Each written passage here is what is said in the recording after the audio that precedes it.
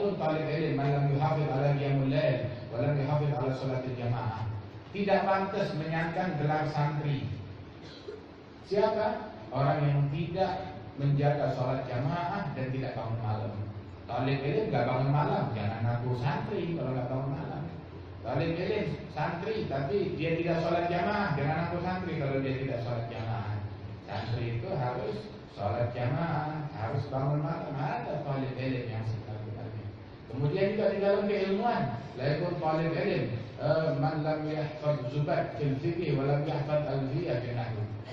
Masih belum pantas menjadi santri sejati kalau ilmu fikihnya belum hafal kitab Zubair, kalau nahwunya belum hafal kitab Alfiyah ini Ibn Malik.